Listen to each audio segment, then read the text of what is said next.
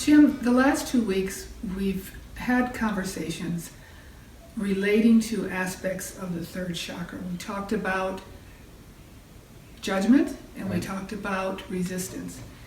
And we got a number of responses and a curiosity about the other aspect of the third chakra, control. And one of the questions I've gotten is, how is control an okay thing? The person emailing was trying to work it into control as a good thing. And I didn't quite have an explanation for her. So I want to run it by you and see if we can come up with a good answer for her. Okay. All right, let's try this. So what we said was the third chakra in the format of a first chakra that's all about survival, not well-being, survival. Power, control, judgment, and resistance. So we've done judgment and resistance, but power and control seem to go pretty much hand in hand. And when you get into a situation where you're controlling something, control is very different than manage. Manage has a fluidness to it. Manage has an allowing to it. Manage allows for certainty and command, and this is how we're going to do this, or we need to do this. But it also has room for, let's talk about this. Whereas control, when a person is control, words like fear, domination, have to, force. And there's perfect pictures involved. Oh, absolutely. It has to happen this way. Perfect pictures being, you're right, this is the only way this can happen. Yeah. There's no fluidness, flexibility, mobility in that. There's no allowing in that. So again, management versus control. Power. There's a level of power where somebody who is in charge basically has a given state of power. But when power is used as force, then it also is a matter of controlling something. And so power and control go very much together. And to a great extent, there's an aspect of how we see the world, how we grew up in the world, that we don't ever examine. It just is. And it's an unconscious nature of how the world works this way, so in order for me to get mine, I have to do this. So that's competition, that's take advantage of, that kind of thing. Push out of the way, Yeah. I'm going to step on you in order for me to get what I want. Control. And control and force and control and power all come together.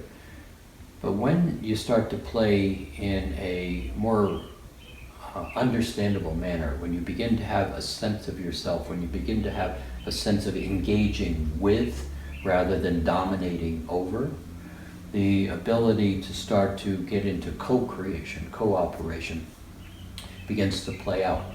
People will go through a whole phase of their experience, very much a third chakra spiritual experience of playing in control. And it's kind of one of the games in the evolutionary process. You recognize that control versus cooperation really doesn't work as well. But a lot of people, when they're in fear, when they're in that first chakra, survival, the ego, the rational mind, I have to prove myself, my father wants me, my mother said, they used to laugh at me in school, I'll show them. All of those past experiences very much dictate how a person steps into power. You look at those to a great extent, this is not completely correct, but you look at a lot of the people that are in power in terms of politics today, or in terms of playing the corporate management game.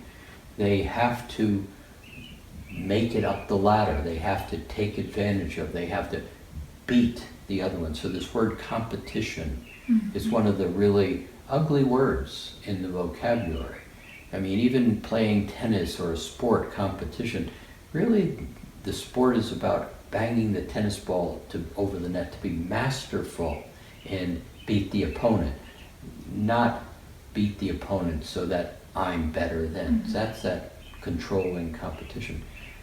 This is one of these really challenging words in power and control that is in the coming times, in everybody's reality, they play in control and power, resistance and judgment. Yeah.